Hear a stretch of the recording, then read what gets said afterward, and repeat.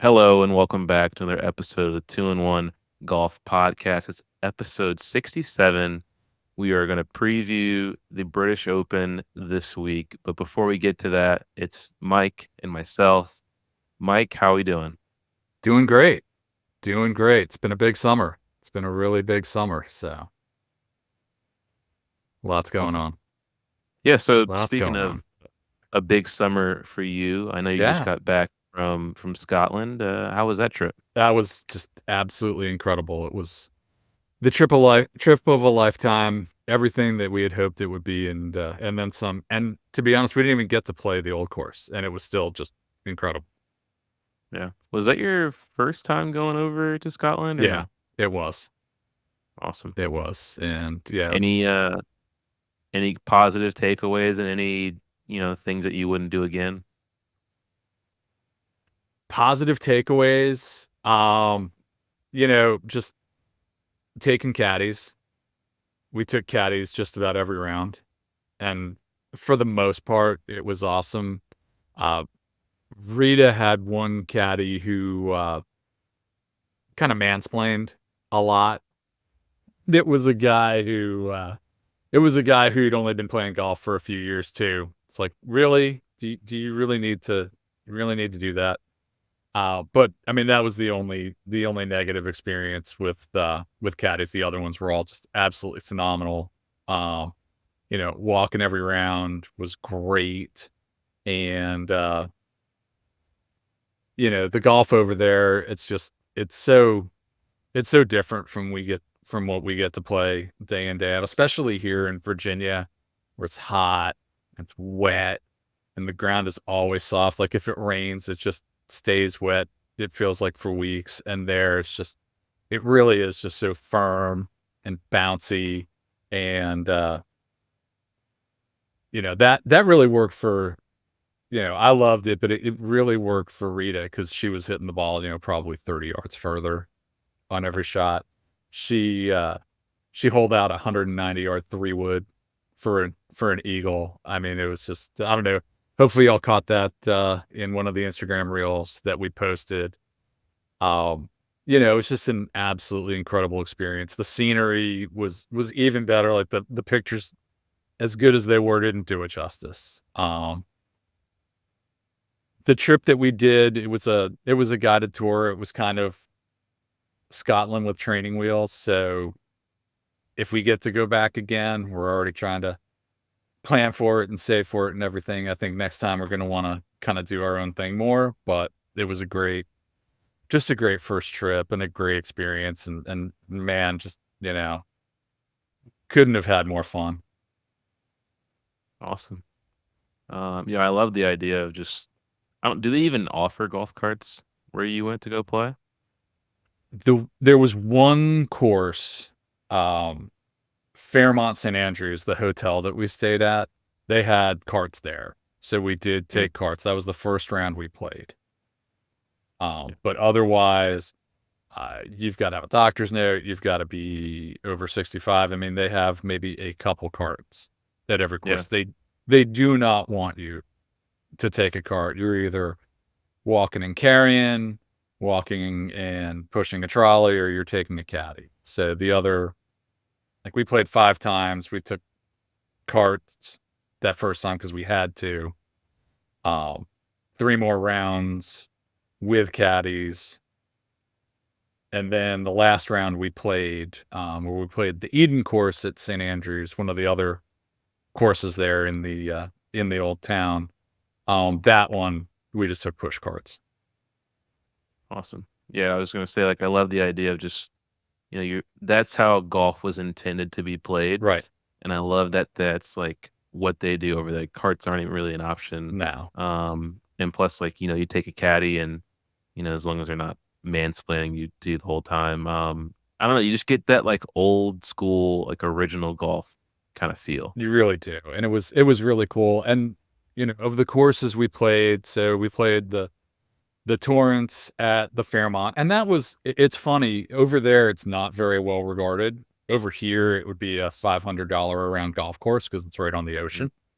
Um, Yeah, and it was good. It was definitely good, but not as great as some of the other ones. We played the Castle course at St. Andrews. We played Kings Barnes. We played Dumbarton, and then we played the Eden course at St. Andrews. And I mean, they were all pretty phenomenal. And like the Castle course, the Dumbarton and Kings Barnes were all kind of really big, heroic golf courses. Definitely there for the visitors, definitely there for the tourists.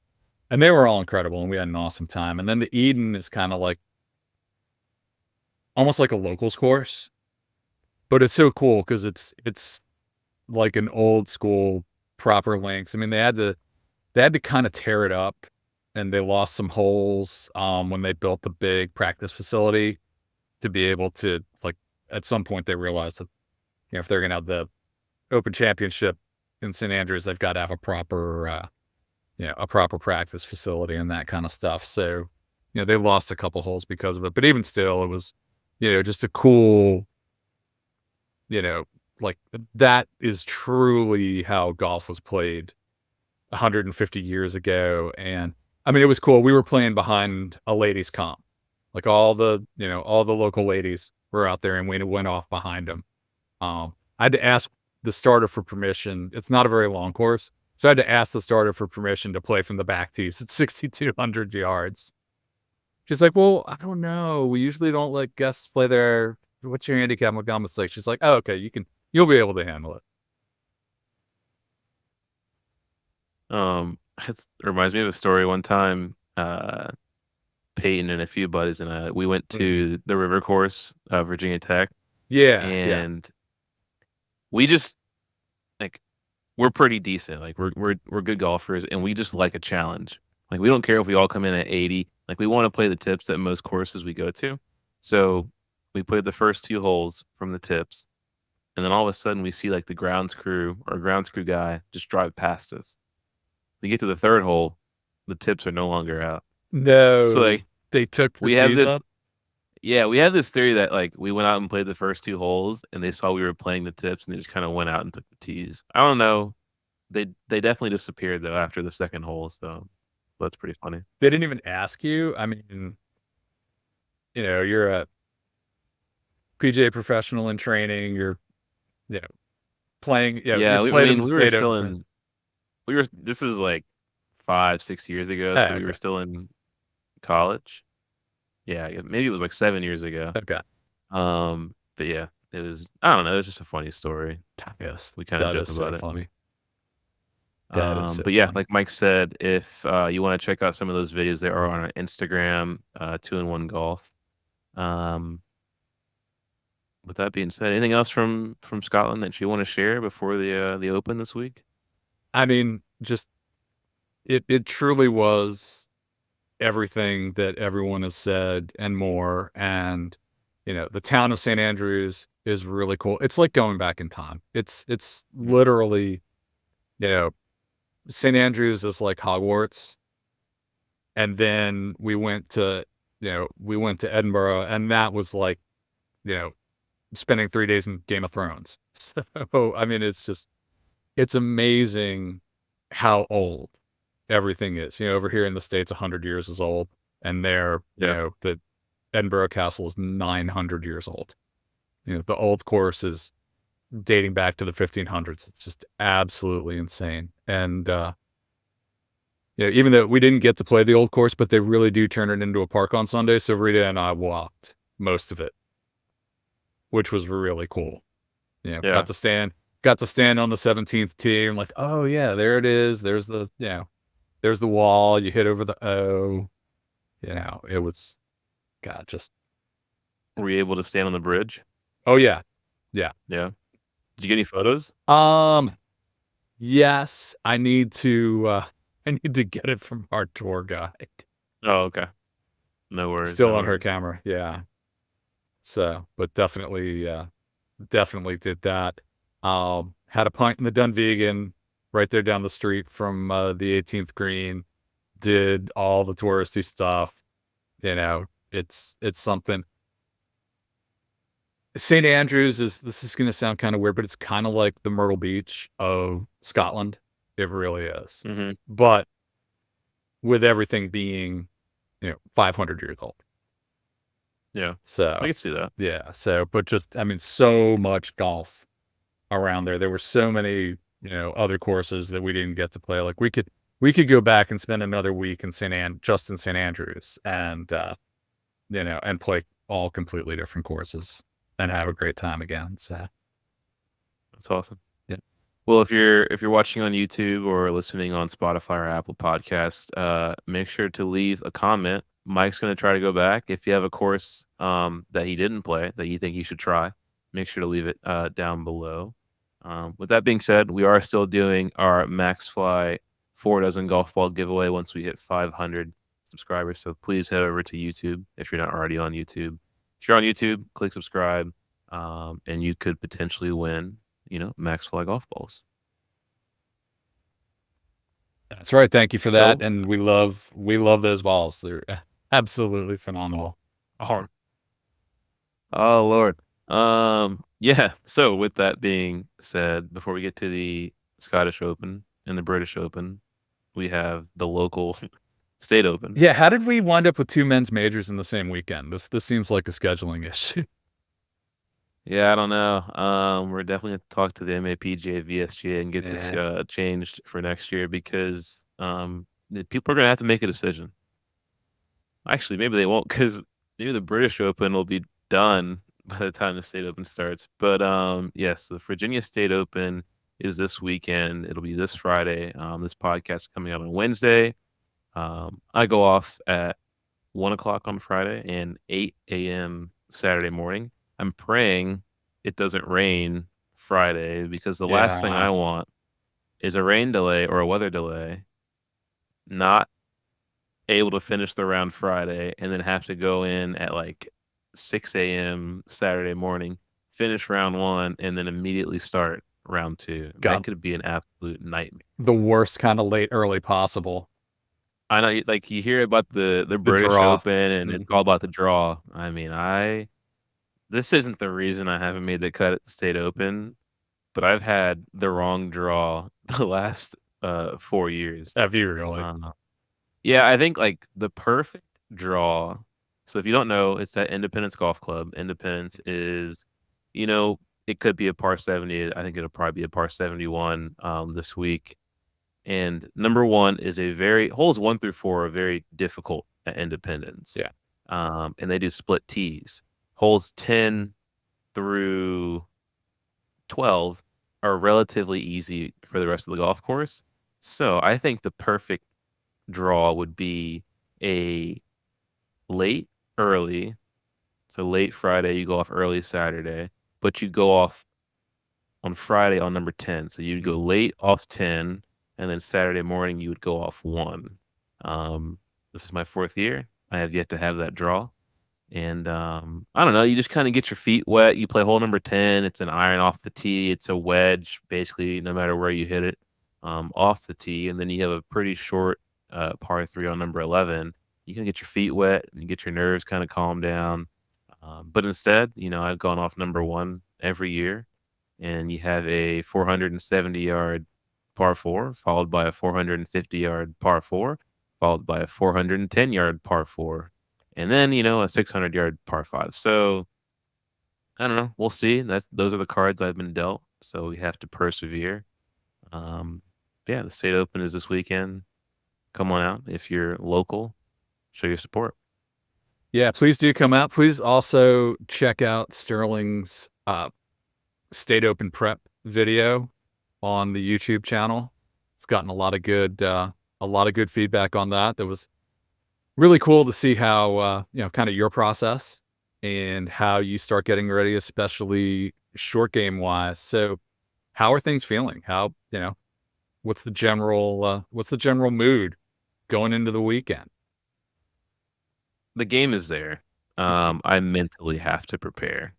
For some reason, this tournament, and I understand why. I don't know why I said for some reason, but this tournament is very high on like my pedestal.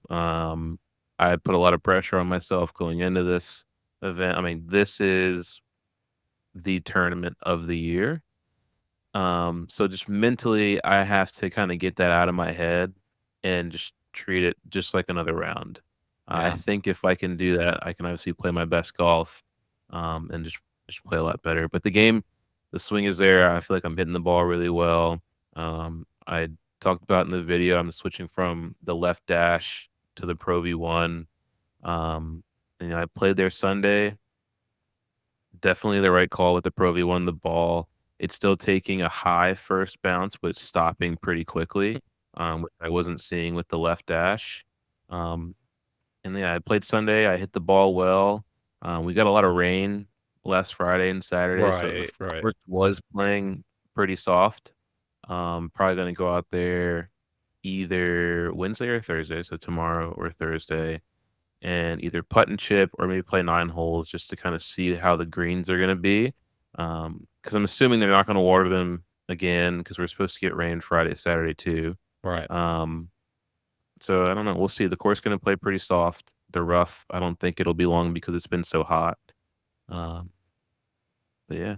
Well, it's gonna play soft, but if it's playing soft, that means it's also playing longer. So, Yeah, it's I not gonna mean, be either way, it's not gonna be easy.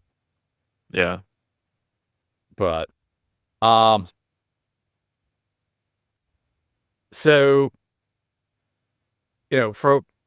from a preparation standpoint, I know you've been doing a lot of practicing. Also, you've been playing some MAPGA events, right? To try to get Yeah. to try to get ready for it? Yep.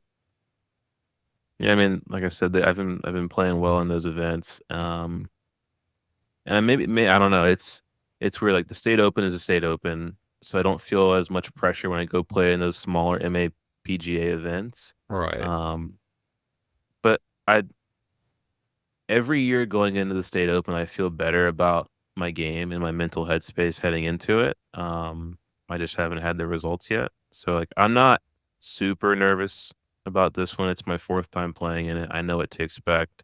I know where the pins could potentially be. I've gone through my yardage book and, like, made notes and all that good stuff, and I don't know, I'm prepared, I'm ready. I know the game's there. So we'll just have to wait and see for Do you Friday. have a caddy this weekend, or are you Yeah, I don't I solo, have or is I've got options. I have 3 different people who are willing to be there for me. The tricky thing is with the state open is you get golf carts, right? and I know this year I'll be sharing a golf cart most likely with, one of my playing competitors. So it's Oh, I didn't realize you shared a cart with a fellow yeah, competitor.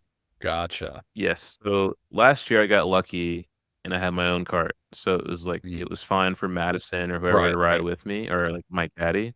But this year I'm sure I'll be sharing. So it's kind of a tough ask to have someone No, I walk get it. while I ride and like they have to kind of four caddy a little bit. So it's just tough. Gotcha. Gotcha. Yeah. Well, looking forward to it. I won't be able to get out there Friday afternoon, but Saturday morning, 8 a.m. if Saturday you want morning, we'll be there. We'll be there, 8 man. a.m. up in if you wanna see that opening tee shot. Looking forward to it. Well, hey, best of luck to you. The entire 2-in-1 universe is out there pulling for you. I appreciate it. Yeah. Onto a smaller open. It's the 150 Second. second or third? Okay, second. I think 152nd Open Championship Okay. this weekend. That's right. Well, I mean, that's crazy. Obviously this tournament is this the longest running tournament in golf's history? I gotta assume it's definitely up there. It really is. Um, Yeah. but yes, it's at Royal Troon. I guess do we want to bag up a little bit and knock out the Scottish Open? Yeah, I mean, I feel like, especially given the winter and things of that nature, we've gotta talk a little bit about that. So, shout out to Robert McIntyre. Big Shot Bob avenges the narrow loss last year. As he said in his interview last year, Rory pipped him at the post, but this year he got the better of it. And, Sterling, I don't know how much of it you got to watch, if any of it, but I watched the coverage. I watched the coverage on Sunday, and he was just kind of lurking, McIntyre was just kind of lurking for the longest time and not really making a move, was several shots behind. You know, was really more a question of, was Ludwig going to be able to hold on, or was Adam Scott going to do it? And then all of a sudden, Big Shot Bob comes out of nowhere, birdies 14, makes an eagle off an, fortuitous drop. And then, Birdie's coming home and just, wins in incredible fashion. Just, absolutely, I mean, you knew he had the hearts and minds of the fans, obviously being the hometown kid, but, just really, really put on a show, and it was, that one was a lot of fun to watch. Yeah, I mean, you couldn't be happier for the young man. Played in his first Ryder Cup last year, victory in Rome, won the Canadian Open with his dad on the bag. Yeah. It almost seems like when he's in the mix, there's always some sort of emotion behind it, which, as a fan of golf, you have to love. Yeah. Yeah, I mean, it was just, you knew how much it meant to him. He'd been pretty candid about that beforehand. He was pretty candid about it last year, coming up second. And I don't know how much you know about the drop he had on that par 5, and why is there a sprinkler head out in the rough in the middle of nowhere? But yeah, it's almost like the gods were trying to pay him back for getting, for just having it snatched from him last year and saying, okay, no, we got you this time. Yeah, you're in the hay, but we're going to put you on a sprinkler head, give you a nice drop, and you go from just a sideways pitch out. And man, I was in a lot of that really long stuff, and they've gotten a ton of rain, just a ton of rain. So the long grass, it's not like the thin wispy, it's juicy, it's thick, wrap itself around the hosel and shut the face down kind of stuff. So he was going from a sideways pitch out to being able to hit a 6-iron from 240 yards and set himself up for an eagle. So, it's a good break, but man, I mean, you need that to win. And, I was happy to see him pay it off. Yeah, I mean, it's you're taking advantage of the rules. The rules are a part of the game of golf. Super happy for him, and it could have happened to anyone. Kind of gives you Jordan Spieth vibes in 2016. Was that 16? Yeah. Where you block it way right. I'm miles right. Blow it off the under planet, the driving right? Yeah. range. I mean, RNA, they missed that week not making that temporary out of bounds. But he gets relief due to like grandstands and like the tour trucks and all that. It's a 2-iron onto the green, and 2 putts for birdie to beat Matt Kuchar, which is, now that I think about it, man, poor Matt Kuchar. And just to never get it done in a major championship. Never win one. That was probably his best chance. And but which then kind of takes me to Ludwig. I am starting to get a little concerned for the young man. Only been playing for a year. Let me start by saying that. But now this is what I feel like the 3rd or 4th tournament where he's been in contention going into the weekend, going into a final round, and he hasn't quite gotten it done yet. Are you at all concerned for Ludwig? A little bit. You feel like the Sunday scaries might be there. Definitely. But he is in just his first full season on the PGA Tour, came out midway through last year. And, I think we're grading him on kind of a harsh curve because he's been playing so well, because he was so heralded coming out of college and has lived up to the hype, has really lived up to the hype. Named to the Ryder Cup team, the European Ryder Cup team last year. And, you wonder if we got to give him a little more time. I mean, Scotty didn't come out and win right away. There've been plenty of players who needed a little bit of time to get over that hump. So, one thing about it, the only way that you can have an opportunity to falter coming down the stretch where anybody cares about it is you're putting yourself into contention. And the guy is in contention constantly. So, something to be said for that. So I think watch this space is where I'm at right now. It's definitely, it's something that we want to keep an eye on, but I don't think, I don't think it's time to sound alarms just quite yet. But yeah, watch this space. Gotcha. Awesome. Well, anything else you want to touch on about the Scottish before we head into the British? So my guy, Sahith, I think he's just built for that kind of golf. It's just so cool to watch him play golf in those kinds of conditions. So, pretty decent week. He's hot and he's cold and didn't quite have it on Sunday, but, played a lot of good golf there. So, we'll talk about the Open Championship and who we like. And, I think there may be something. So, Well, you don't want to win the Scottish. I don't, right? I think you don't. Yeah. I think, right. Yeah. I'm trying to think who has won the Scottish and then followed it up the following week with the British. Maybe Phil in 2013. I don't know. I'm taking that back. We're going to get, and I see Mike looking to his right on his second monitor. So Mike's gonna look that one up for me. But I guess I'll try to set the stage here for the British Open. Like we said, 152nd playing with the British Open. We're at Royal Troon. The postage stamp, I believe, is the 17th hole. One of the shortest holes in major championship history. Josh, myself, we played it on TrackMan. We hit some shots out of the bunkers. It is TrackMan, but it was impossible. Definitely should have made a video out of it because we put it, maybe 3 or 4 feet away from the bank and just no chance at getting that ball out. But like you said, so I hit the gala. When you go to the British Open, you have to be an artist.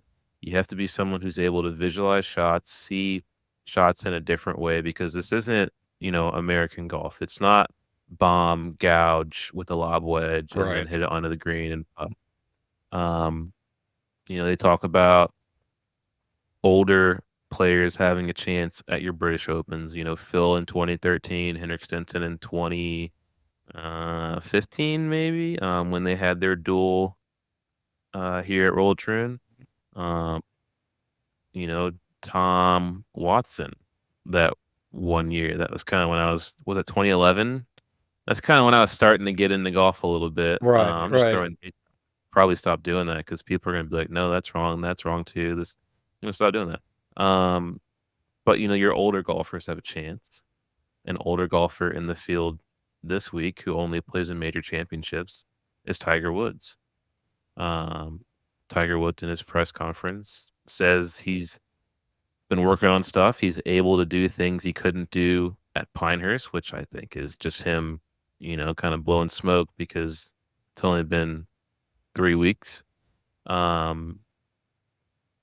when you see Tiger out there during the practice rounds playing with JT, Max Homa, and you hear his confidence in the press conference, like you can't help but think Tiger could do it this week.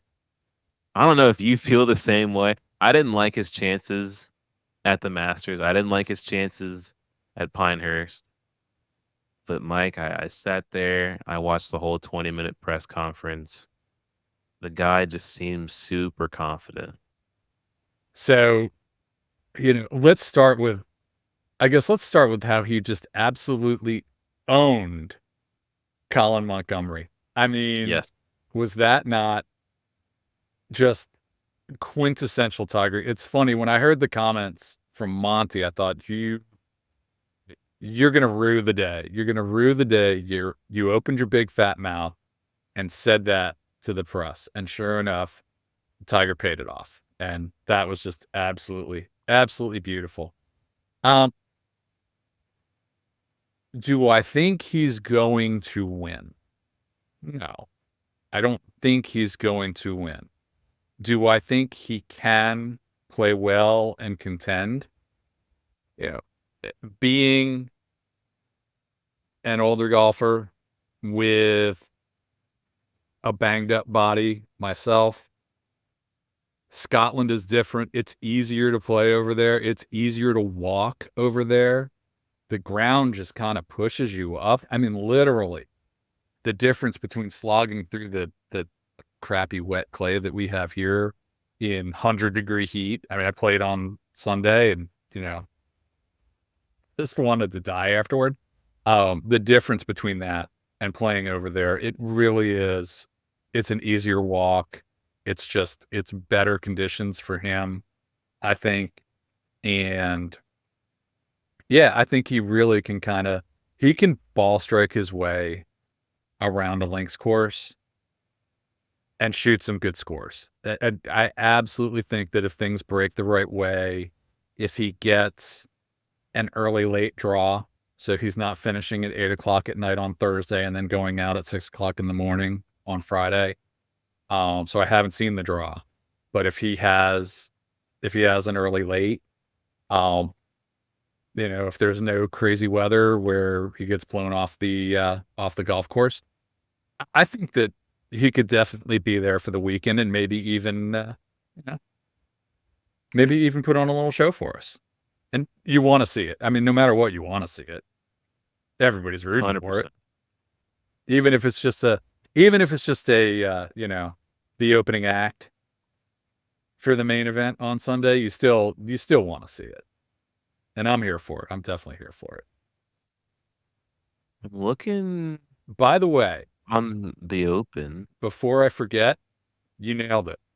Mickelson. Did I? Yes. Come on. 2013 won the Scottish into the Open Championship. So nailed it. You rocked him. Let's see if I can nail this Tiger Tea Time, because I know it came out. I know it should be on here. I'm scrolling up and down the Open website. I'm just missing it. It's like a word search, and the word's there. You just can't find it. There it is. He's got late early. He's going to go 2:37 EST with Xander and Cantlay. They're sending him out late on Thursday? Why? Who let that happen? No favoritism for the RNA. Oh, they man. didn't even give him JT. I know. They didn't give him that comfy a pairing. He's got to play with the human rain delay, Patrick Cantlay. Maybe that's good. Maybe that Tiger can, he doesn't have to walk super fast up the fairways. He won't have to walk fast, but he's going to be out there for 5 hours. Yeah. God. But, well, we'll see. I would love to see it. I'd love to see him make the cut. Would love to see him make the cut. Quick little side note. Tiger was asked yesterday in the press conference. Was that yesterday or this morning? I think it was yesterday. It was yesterday. Might have been this morning. This morning. Was it? I think it was this morning. Did he have another one this morning? When he was wearing the white hoodie? Anyhow. Yeah, I don't know. I haven't paid any attention to anything today. In Tiger Woods' press conference this week. Yeah. There you go.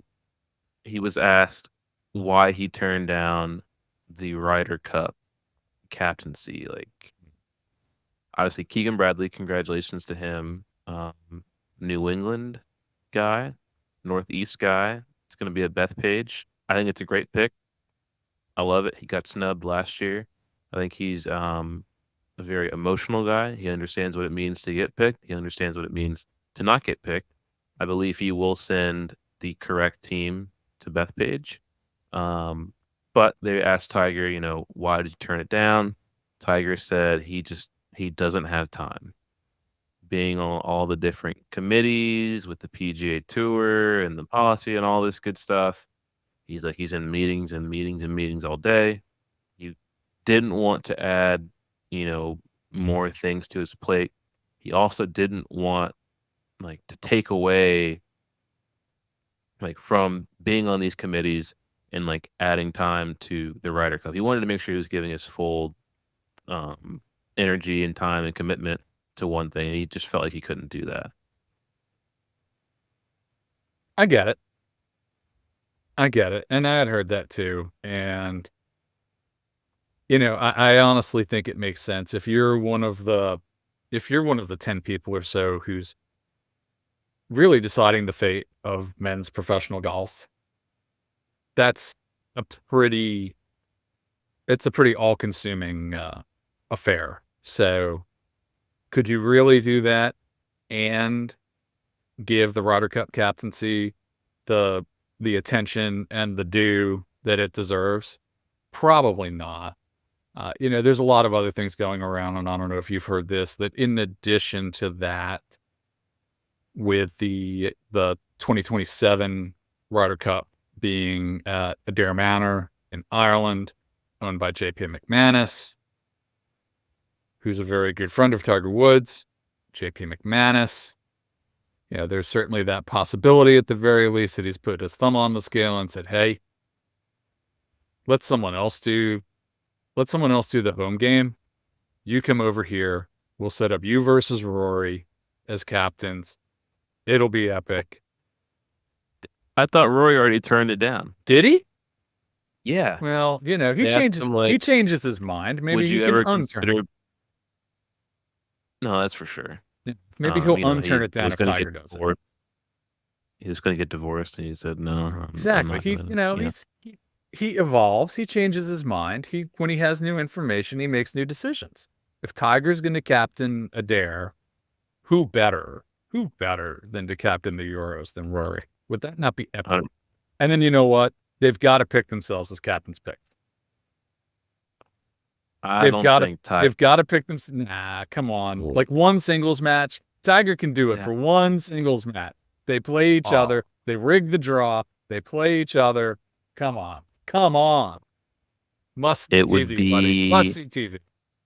Must see Netflix. That would be the biggest thing Netflix has ever put out in the entire history of streaming. Yes, Rory did say he wouldn't want to be a playing captain because you have to give 100% to either being a captain or being a player. Right. And he didn't feel like he could play his best golf, kind of splitting that duty. So I understand that.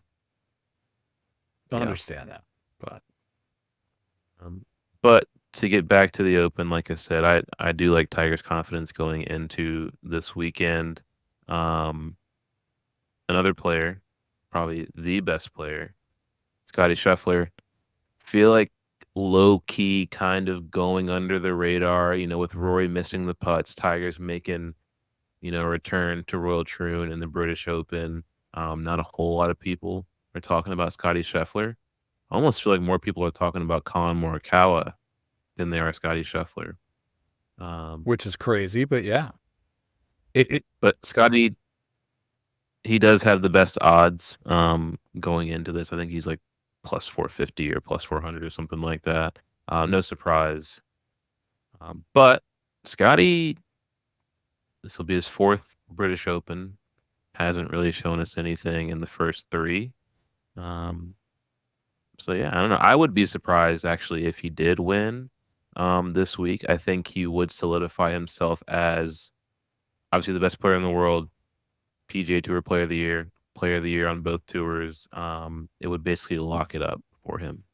Oh, easily. I mean, easily it gets him all of those accolades. But you're right. I think he is kind of flying under the radar. I don't know if I'd necessarily call him the forgotten man, but it's crazy that the world number one can come in to the final major of the year where he's already won one and has won, just about everything else of consequence other than majors.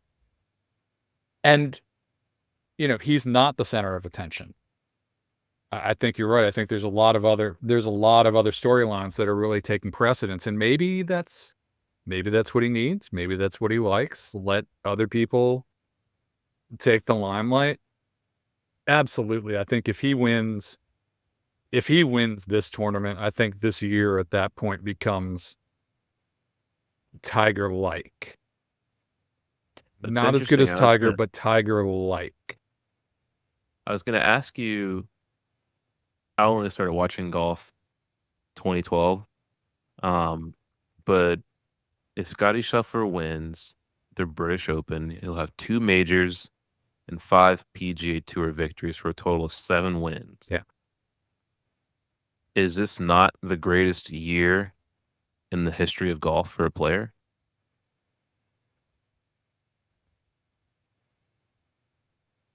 It's up there. It's definitely up there. I think Tiger Slam year is probably what beats that. I think the year that he won 3 majors in a row would probably top that, but there's not much else. There's really not much else. I think there was one year that VJ had something like 10 wins, and I think he might have had a major that year where he just went on an absolute tear. But yeah, I think 2 wins, 7 tournaments with the possibility for more, and hey, maybe even throwing a FedEx Cup. Probably best season of men's professional golf, non-Tiger division. I think you could easily say that. And then, and the only thing that eclipses that is 3 majors in a year. Yeah. So, yeah. Definitely. But let's flip it now. Okay. Bryson DeChambeau. I hoped you would go here. Bryson DeChambeau wins the British Open this week. Who's your player of the year?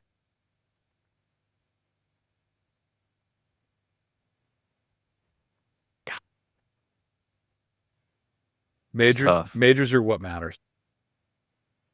I mean, really, majors are what matters. And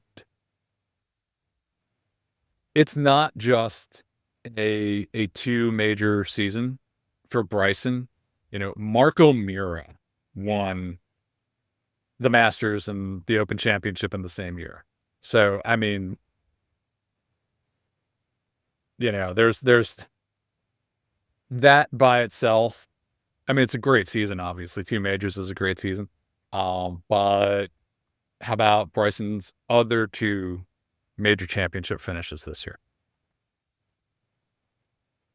Yeah. I think if Bryson wins this, I can give him, I know he's not on the PGA Tour, but I can give him the best season in golf in 2024. Just that kind of a major record where the worst he would have finished in a major, 8th at the Masters. Yeah, is a top 10. It's the worst 2 majors and your worst finish in a major is 8th. Forget it. I could definitely give him season of the year.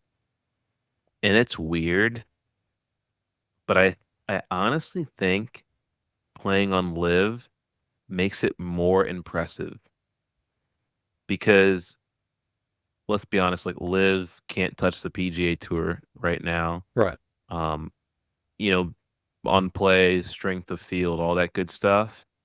But for Bryson to be able to step up, because I don't think he's won anything on LIV this year, but for him to be able to step up and play well in all 4 major championships while playing on the LIV Tour, I think like even elevates his season a little bit more. I think it definitely does. But at the same time, I almost feel like he's able to play so well in majors because of LIV. Because he's not under the microscope week in, week out. People aren't. The media is not dissecting the golf media is not dissecting his every move week in and week out. He really can.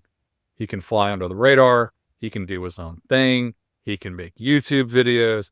He can cook bacon with his shirt off. He can do whatever it is that he wants to. You've never heard of the bacon with his shirt off video? Yeah. Wait, did Bryson do that? Yeah. There's a video out there of him cooking bacon shirtless. But anyhow, I mean, he can do basically whatever he wants to do, and he's not constantly under public scrutiny. And then he can come out 4 times a year. He can be the showman. He can am it up. He can play to the crowds. He hasn't annoyed the living you-know-what out of people. And, he's got people on his side. I mean, people were legit in his corner at Pinehurst, legitimately rooting for him, which I think a few years ago was just unthinkable because he was, just absolutely reviled. And I think that not being in the public eye week in, week out on the PGA Tour is probably the best thing for him. His headspace is so much better than it was now. I mean, I am hearing where Bryson is starting to do Bryson things and say Bryson things again. I don't know if you heard about Bryson and his old coach, and he had promised money to his old coach to start a junior golf circuit in the Central Valley of California. And it sounds like the money never came through, and there's a little bit of a public spat going on between Bryson and Mike Shy. So, he may need to check himself before he burns up all that goodwill he's built up. Cause, you don't promise money to junior golf, especially to start a tour for, kids of regular means who can't afford to play AJGA and stuff like that. Don't make those kind of promises and then welch on them. Yeah. Let's kind of head over to Rory. Yeah. Watch the Rory press conference. I got to say, Nike, you're doing a great job dressing that man. He looks great in everything you guys put on him. By comparison, though, I think, do they dress everyone else like absolute hot garbage so that way Rory can look okay? No, I mean, Scotty looks fine. That's true. They do it for Scott. They give Scotty a break, maybe you got to be top 10. Fleetwood but looks I mean, good. Brooks, they've always dressed Brooks like, a 4th grader, it seems like. Yeah, I don't know why. Yeah, crazy. But anyhow, I digress. So yeah, the Rory press conference. Rory press conference. So Rory obviously misses the 2 putts at Pinehurst, storms off, heads to New York. He said he just, wanted to get out of Pinehurst. I think he went to New York for a couple days, maybe a week. And instead, it was just nice to not look at a screen or hear anyone talk about, the missed putt. Come to find out, he changed his number. I don't know if you saw that. Just completely got rid of the old phone number, got a new one, and didn't tell anyone about it. So then when Tiger texted Rory like a week after the U.S. Open, Rory never got that message. And Rory didn't find out that Tiger texted him about it until, this week. So super interesting. I hadn't heard that. I heard about the whole New York, like doing pulling a Kendall Roy, just kind of walking around anonymously. I don't know if you watch Succession, but you gotta watch it. You gotta watch it. But anyhow, I heard about that walkabout in New York.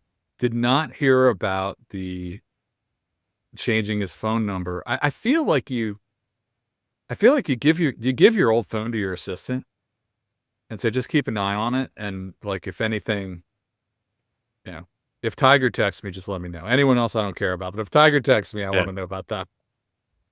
Yeah, I think Michael Jordan also reached out to Rory, and someone else did. Wow. And yeah, I guess he didn't get any of that.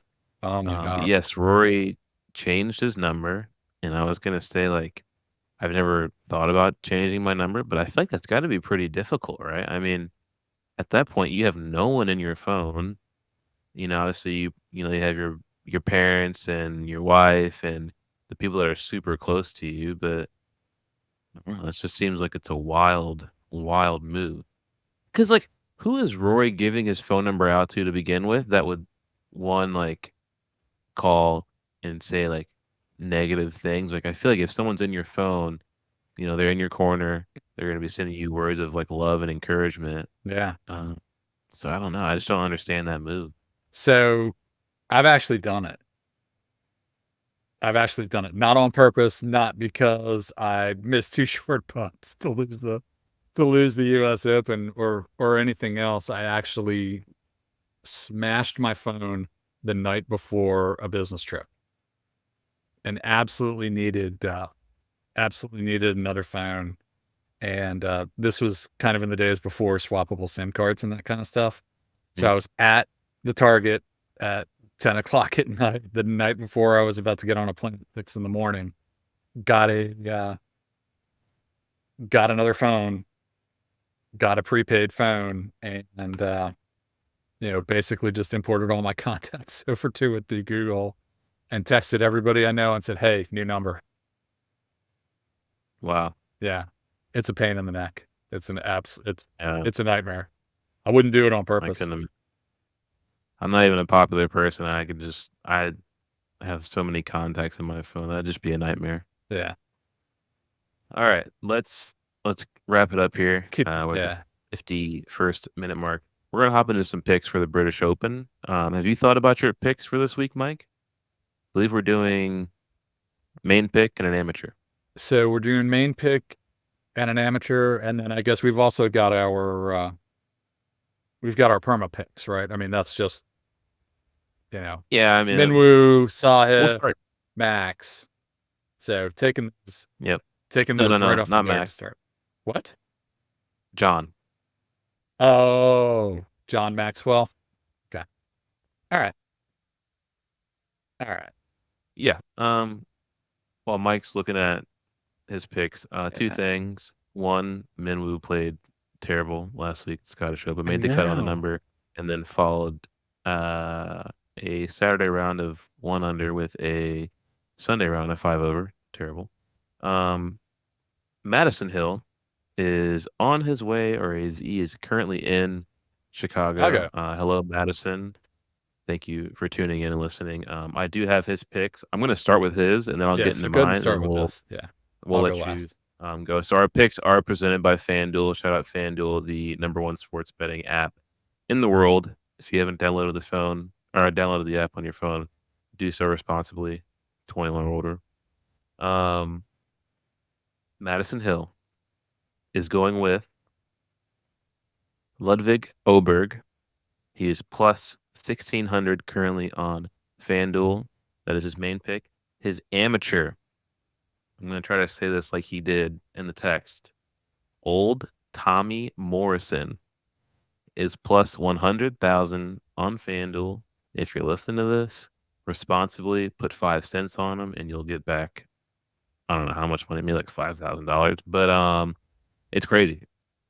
Um, Heading into my picks, can't take Minwoo because he's a permanent pick, but I will take his fellow brethren, Adam Scott. Adam Scott played well last week.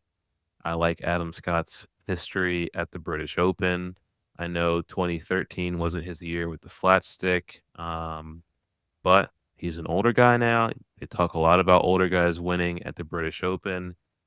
I love the way he dresses. I love the clubs that are in his bag. I love that, kind of how he carries himself. So I'm taking Adam Scott as my main pick. He is plus 7,000 on FanDuel. And then my amateur, love the name. Uh, Santiago de, hang on, let me try that again. Santiago de la Fuente. Nice. Thank you. I I Nice feel like I pronunciation. can, you know, pronounce the words the right way. I got the accent down. I just don't really know what I'm saying sometimes when I speak El Espanol. But You yeah, acquitted that's yourself my nicely. amateur. Plus You really 100,000 acquitted as well. yourself, Mark. Yeah. All right. So you guys did not go super chalky on your picks. So I'll do the same. I'll leave some chalk out there. And man, you get away from the top names, and there's a lot of interesting ways that we could go here.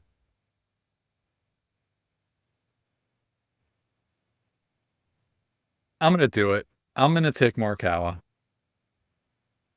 He's won over there before, and I think the game is starting to round into form. I think that if he's gonna get off the schneid and finally get back in the winner's circle, I think that this is a good opportunity for him. Sounds like it's not going to be super windy.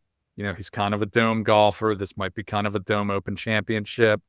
So, I think that's who I'm going to go with.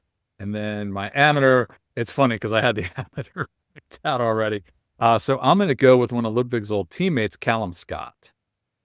Whoa. Yes. Didn't see that coming. The pride of both Nairn, Scotland and the Texas Tech Red Raiders. Yep. So another all Big 12. So yeah, I think he's going to show us something for Low-Am there. A lot of interesting names in this field list, though. Just a lot of fun things could possibly happen. You want to see. I hope we get some crazy first round leaders. Like I want to see Nacho Elvira on the leaderboard, just because I want to see the name Nacho Elvira on the leaderboard. I mean, come on. How about John Daly playing this week too? How about John Daly playing? Yeah. Is he gonna be? You think he's gonna be drifting that cart in the fairway? Oh, of course he will. Of course he will. Ernie's playing. How cool would it be to see Ernie catch lightning in a bottle and maybe pull a Tom Watson? That would be sick. I mean, he's coming off a win on the senior tour. Stranger things could happen. Did he win in Ohio this week or last week? Yeah. Oh, I didn't know that. Yeah, man. Good for him. Yeah. I think some crazy stuff. I think some seriously crazy stuff could happen this week. And I think as long as we don't get a snooze fest like we had last year, no matter what, it's going to be good. But I hope to miss it. I hope to not get to watch it live, because I hope to be at Independence on Sunday morning too. Yeah, hopefully late. Hopefully late. Yeah, maybe late enough that I can catch the early coverage. Tea time. Yeah, there you go. Yeah, late tea time Sunday would be nice. That would be sick. I appreciate it, Mike. Thank you, though. Bet. And we appreciate all you for tuning in to this beautiful episode 67, British Open preview. We will be back next week with the British Open recap and probably just prediction for the rest of the PGA Tour schedule. We're getting close to the FedEx Cup. We're getting close to the end of the year. It's almost football season. Getting close. Bronny James. Getting close to the President's Cup. Yep, President's Cup in Canada. Olympics are coming up as well. Solheim Cup right in our backyard. Front yard. Is it backyard? How does that work? I guess maybe Nova's our front yard. You go north. Yeah, that's what I'm thinking. Like you got to go forwards or up. That's right. Good. Our front yard. We go south. It's in our backyard. That's right. Yep. Solheim Cup. A lot of big events, golf and non-golf. That's right. Bronny James. Hop off the video games and get in the gym. He said he's in a slump. I'll believe it when I see it. I'm trying to think what else is going on in the sports world. Shout out Spain for winning. Yes, for winning Euro 2024. We have at least one English friend who I know is despondent. But we're absolutely bereft. I forgot to give him a hard time yesterday when I saw him. Actually, that was a missed opportunity. I gave him a hug and I was like, Did sorry about the you? loss. He was Oh, like, oh, no, it's all good. that Like, we was weren't nice. supposed to win and all that. But yeah. That was nice to you. And Wimbledon, big sporting moment for Spain. Alcaraz wins Wimbledon. Oh, yes. Yes. No, that was huge. Spain wins Euro 24. Alcaraz wins Wimbledon. And wait for it. Los Fireballs win the live event. And Sergio wins the individual. Yes. Yeah, that's funny. No one's taking John Rahm this week, huh? No one's taking John Rahm this week. Talk about the forgotten man. John Rahm, forgotten man. That man has, as soon as he left, he disappeared from the media. He took that bag and just dropped off the face of it. Yeah. Well, again, thank you all for tuning in. Make sure to check us out on Instagram, YouTube, TikTok, still on Twitter, still on X, all at 2-in-1 Golf, 2-in-1 Golf Podcast. Thank you all for tuning in, and we'll catch you all next week.